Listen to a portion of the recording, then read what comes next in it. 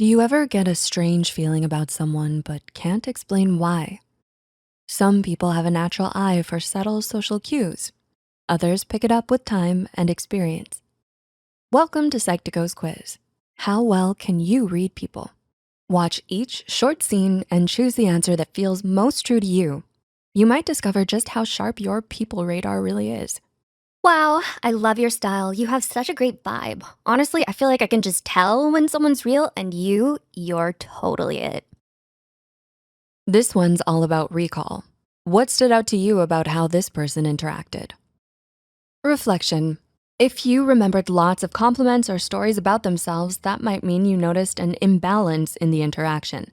That doesn't make someone a bad person, but it can be a sign of surface level charm. Of course, in different cultures, this kind of warmth might be totally normal too.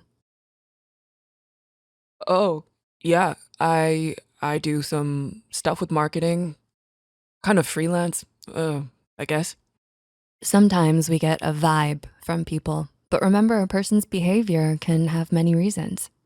If you felt unsure or uneasy, your intuition might be flagging something subtle that said someone who's quiet or distracted could be anxious, shy, or dealing with something we don't know about.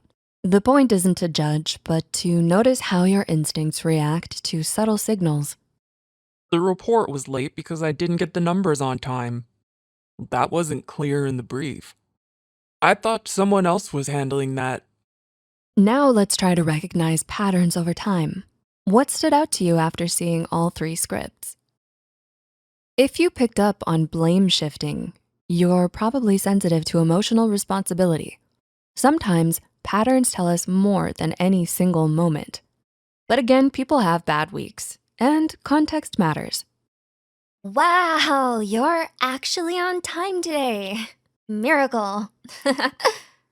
Some people just never finish what they start, huh? How we respond to subtle discomfort says a lot about how we handle relationships. There's no perfect way to respond, but noticing passive-aggressive behavior is a strong social skill. If you chose B, you're likely good at confronting emotional tension. If you laughed it off or held it in, that's okay too, many of us do. It's all part of learning. Inconsistency can be confusing, but how we interpret it depends on our instincts and experience. Final question, which answer would you pick? All of these answers are valid. Sometimes inconsistency is emotional immaturity. Other times it's stress or mental health. What matters is how you feel around that pattern and whether you feel respected and secure.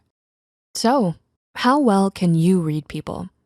If you picked up on subtle signals, recurring patterns, or had a gut feeling something was off, you likely have a sharp sense of emotional cues.